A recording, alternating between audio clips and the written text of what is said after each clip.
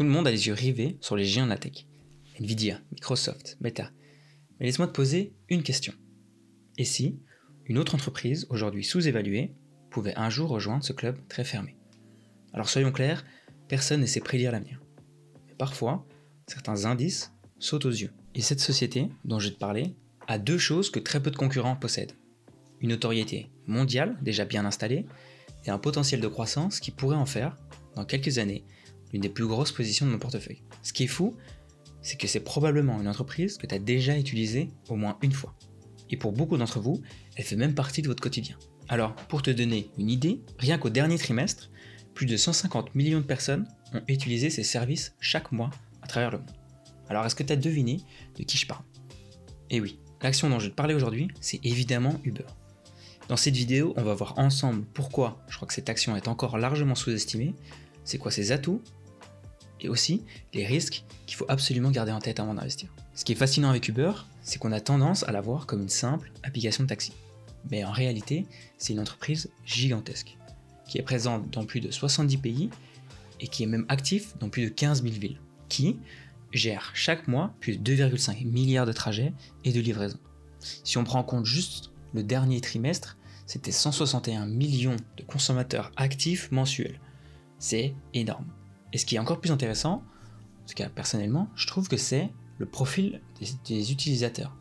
44% d'entre eux ont entre 16 et 35 ans. Autrement dit, c'est une marque ancrée chez les jeunes adultes qui vont non seulement continuer d'utiliser la plateforme, mais aussi le faire avec le temps que leurs revenus augmentent.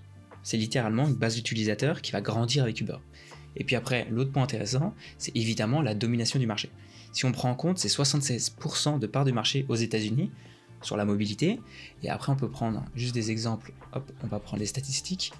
En termes de services, c'est 52%, et en termes de livraison, service, etc., c'est 42%. Donc, c'est un acteur ultra dominant, ce qui pour moi est vraiment un avantage concurrentiel très difficile à contester. Et quand on parle de moat, c'est exactement de ça que je parle. Une domination mondiale qui crée quand même une barrière énorme entre eux et les concurrents. Et justement, c'est là que les choses deviennent excitantes. Car Uber, actuellement, c'est plus seulement une machine à brûler du cash. Aujourd'hui, les derniers résultats montrent une croissance solide, un cash flow positif de plusieurs milliards et même un énorme programme de rachat d'actions de 20 milliards de dollars.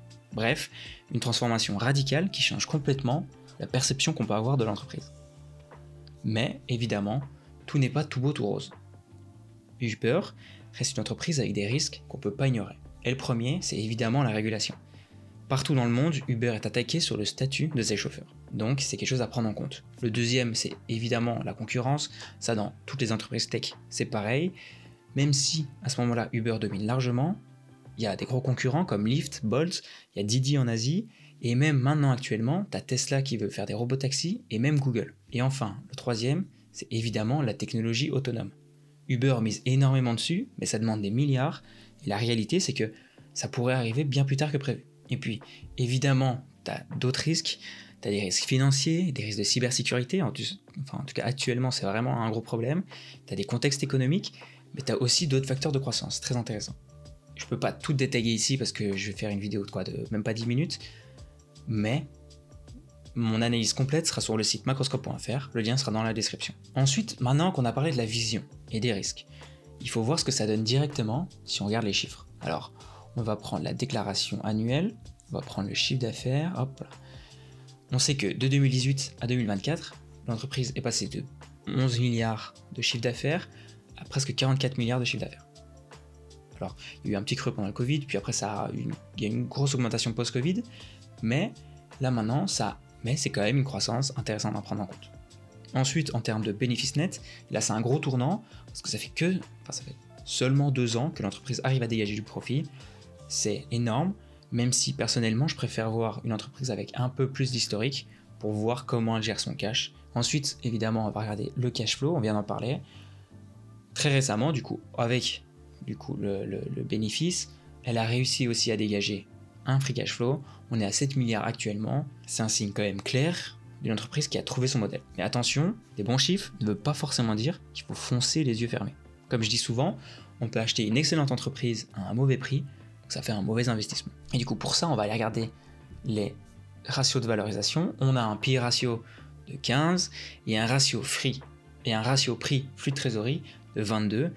Personnellement, moi je préfère un ratio flux de trésorerie, en tout cas un peu plus bas, mais il faut garder en tête que Uber vient seulement d'entrer dans sa phase de rentabilité, donc avec le temps, si le cash flow continue d'augmenter, ces ratios vont s'améliorer naturellement. Donc globalement, Uber est une entreprise très intéressante. Évidemment, il y a des risques, mais c'est peut-être justement pour ça que le marché ne la valorise pas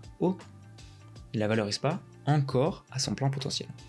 Aujourd'hui, la plupart de l'intention est aussi tournée vers les intelligences artificielles et les puces, ce qui crée parfois des opportunités dans d'autres secteurs un peu plus négligés.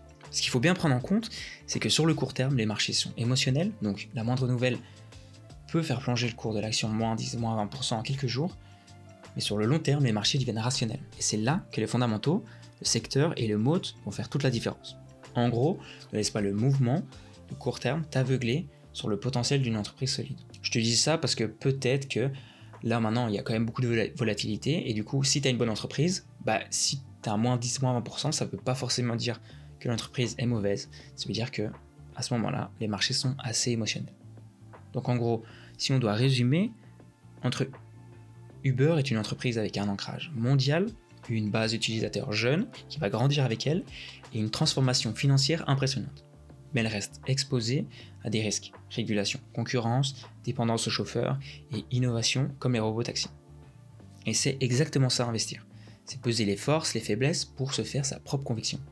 Donc j'espère que cette vidéo a été assez claire. Si tu as des questions, n'hésite pas à le demander en commentaire, je vais lire tous les commentaires. Et si tu veux passer à l'étape supérieure, apprendre à sélectionner tes propres actions individuelles, j'ai fait une vidéo complète sur comment analyser une action en 10 minutes, elle est juste là. À très bientôt. Ciao.